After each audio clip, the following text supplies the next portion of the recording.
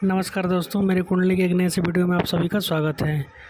दोस्तों, आज हम बात करने वाले हैं आयुर्वेद के बारे में। क्यों आयुर्वेद भारतीय इतिहास में पिछड़ गया, जबकि आयुर्वेद हमारा। दोस्तों, आयुर्वेद के जनक माने जाने वाले भगवान धन्वंतरि का उल्लेख महाभारत, विष्णु पुराण, अग्नि पुराण, श्रीमद् भागवत गीता में मिलता है।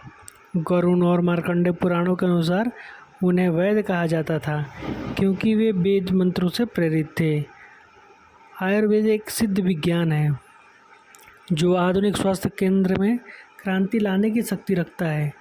यह एक ऐसा विज्ञान है जिसे सदियों से सिद्ध किया गया है, लेकिन गुणवत्तापूर्ण दवाओं की कमी और भरोसेमंद आयुर्वेदिक डॉक्टरों की पहुंच सबसे बड़ी समस्या है, जिससे उद्योग को दुरुस्त करने के लिए सख्त धक्का देने के लिए आवश्यक है।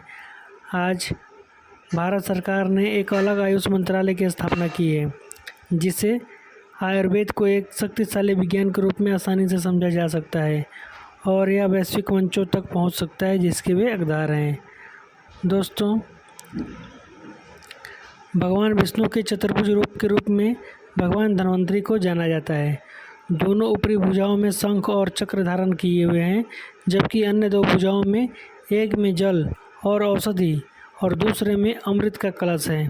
पीतल उनकी प्रिय धातु मानी जाती है, इसलिए धनतेरस पर लोग पीतल के बर्तन और अन्य सामान खरीदते हैं।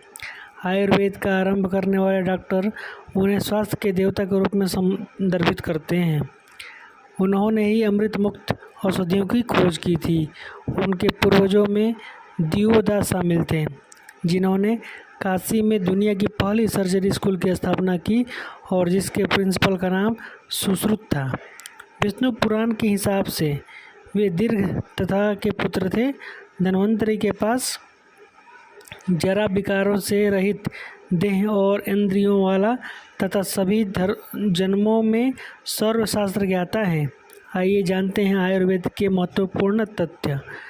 दोस्तों, आयुर्वेद को दुनिया भर में स्वीकृति चिकित्सा की सबसे पुरानी पारंपरिक प्रणाली में एक माना जाता है। चिकित्सा की इस पारंपरिक प्रणाली में प्राचीन ज्ञान अभी भी पूरी तरह से खोजा नहीं गया है। चिकित्सा की विभिन्न पारंपरिक प्रणाली से समृद्ध ज्ञान के संयोजक से हर्बल औषधि खोजने की प्रक्रिया के नए रास्ते खुले हैं। दोस्तों, पौधों पर आधारित दवाओं की खोज में अन्य बाधाओं के अलावा इस प्रणालियों के सैद्धांतिक सिद्धांतों के बीच अंतर और समानता की समझ की कमी उसके अतिसरण की दिशा में बाधा है। आयुर्वेद प्राचीन भारतीय प्रकृति और समग्र वैद्यशास्त्र चिकित्सा पद्धति है। संस्कृत भाषा में आयुर्वेद का अर्थ है जीवन का विज्ञान। संस्कृत में मूल शब्द आयुर का अर्थ होता है दीर्घायु और वेद का अर्थ है विज्ञान। ब्रिटिश राज ने आयुर्वेद चिकित्सा पद्धति को अवैज्ञानिक, रहस्यमयी और केवल एक धार्मिक विश्वास माना। परिणाम स्वरूप इसे चिकित्सा पद्धति को नष्ट करने का प्रयास किया गया। वर्ष 1835 में कलकत्ता मेडिकल कॉलेज में आयुर्वेद के शिक्षण कार्य को निलंबित कर दिया गया था। हालांकि औपनिवेशिक शासन के दौरान कई प्राचीन विदों ने वैदिक ग्रंथों को पुनर्प्राप्त करने आयुर्वेद को अप्रत्यक्ष रूप से लाभान्वित किया। प्राच्यविदों ने आयुर्वेद को पुनर्जीवित करने में बड़ा योगदान दिया था। स्वतंत्रता के बाद आयुर्वेद को आधुनिक चिकित्सा पद्धति के साथ जोड़ने का प्रयास किया गया। इसके पीछे यह तर्क दिया गया था कि यह एक संयुक्त चिकित्सा प्रणाली व्यक्तिगत विज्ञान के रूप में आयुर्वेद से अधिक प्रभावी होगा। आयुर्वेद में कुछ चुनौतियां भी हैं, जैसे विषम परिस्थिति में अप्रभावी उपचार, मान्यता का अभाव और गहन अध्ययन की कमी। आयुर्वेद और योग भारत की अंदरूनी शक्ति का सबसे बड़ा स्रोत है, फिर भी आज हम इनको पूरी तरह से इस्तेमाल नहीं कर पा रहे हैं।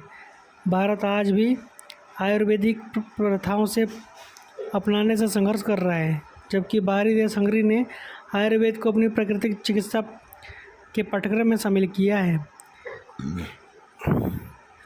और 1997 में चिकित्सा का अनिवार्य हिस्सा बना दिया है। धन्यवाद।